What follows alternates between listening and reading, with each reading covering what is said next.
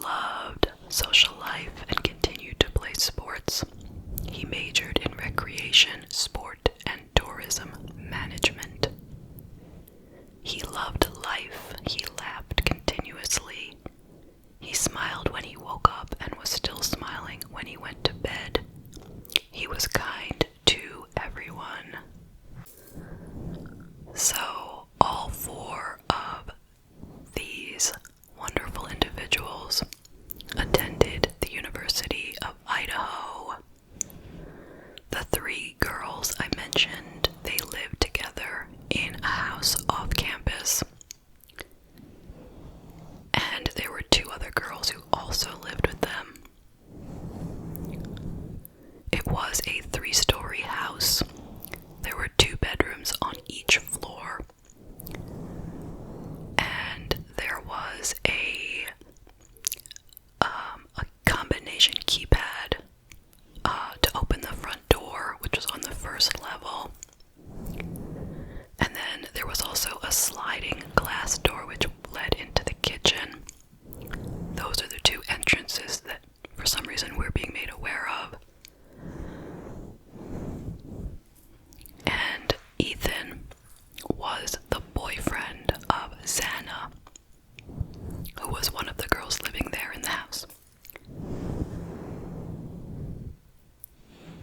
And all the girls living in the house appeared to be very happy, very close, really liked each other a lot. Took a lot of pictures showing how happy they were, having a great time. They had lots of parties at this house. There was a constant stream of people going in and out, and lots of people knew the combination to the key code door lock. Now, on the night of November 12th, 2022, I want to give you a timeline of how that evening began. So, at 9 p.m., Xana and Ethan were at the Sigma Chi fraternity house. And at 1:45, they left the house and they walked back to Xana's house. It was a very short distance. So 1:45, they arrived home to their house. 1:45 on November 13th now, it's Sunday. Now at 10 p.m. on the 12th, so Saturday night, until 1:30 a.m. Sunday morning, Kaylee and Maddie were at a local bar that was frequented by kids who went to the college there. It was called the Corner Club in downtown Moscow, Idaho. And they left there, and at 1:40 they were seen at a food truck called Grub Truck. And they got some food. It was live streamed on Twitch for whatever reason. You know, the food truck or someone at the food truck was live streaming whatever was going on there. So there's plenty of footage to be found of them just hanging out, talking, eating. So they ate their food and then they got a ride back to their house from a university safe ride kind of program. So that person showed up in a car, picked them up, drove them to their house, dropped them off at 1:56 a.m. Now, sometime before 3 a.m., both Maddie and Kaylee made multiple calls to Kaylee's ex-boyfriend, Jack. Now, apparently they kept calling because he wasn't answering the phone. So there's multiple calls.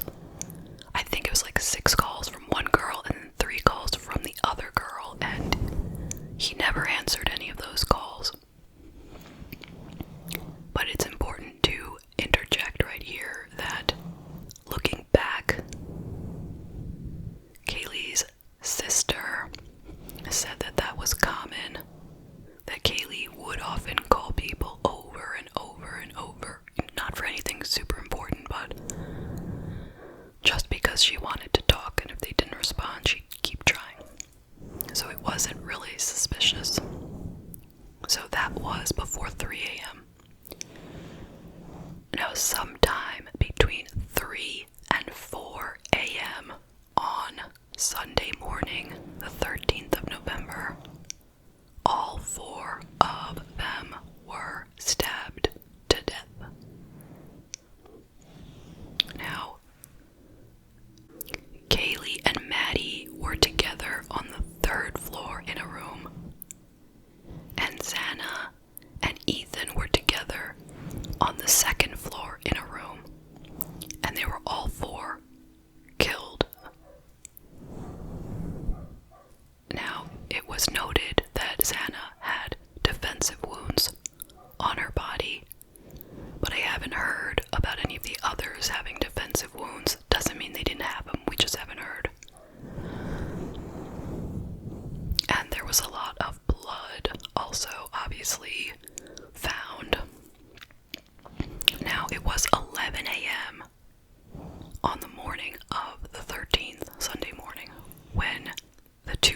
boys who were sleeping on the first floor, the two that were not killed, 2 girls, they called 911. Now we don't know which one of them called, or it might not have been either one of them that called, but one of their phones was used to call 911. And at the time of the call, they had already invited over several friends from outside the house. And they reported that somebody was unresponsive. That's kind of all we know about what they said to 911. We haven't got the transcript. But it seems as if they didn't actually see anyone. That the bedroom doors were closed, possibly locked, possibly. And they were trying to get a response from them through phone, text, knocking, something. If you know more, let me know, but they didn't say anything about anyone being dead. They just said they weren't getting a response. And if they had been in the rooms, they would have seen the blood and everything. They wouldn't have said just unresponsive. So anyway, obviously the police came immediately, and it was a crime scene. They said that there was no forced entry. So either someone used the keypad or the sliding door to the kitchen had been left unlocked. They said that the person had used something like a knife. They felt it was probably a big knife. It seemed that the person probably knew how to use the knife, had used it before. They had not left the weapon behind. They reported publicly that they felt this was a targeted attack, and that the community should not be afraid that they would be a victim of this same attack, because the suspect was still at large, but people should not be afraid because it was targeted, it was not random. It was felt that the victims were most likely asleep when the suspect came in and started stabbing. Now, let's talk about some of the things you might be thinking. So, what about the 2 girls that survived? The ones that were sleeping on the first floor of the house? Could it have been them? They were cleared. It was not them. How did they sleep through the murders? Well, it was a big house.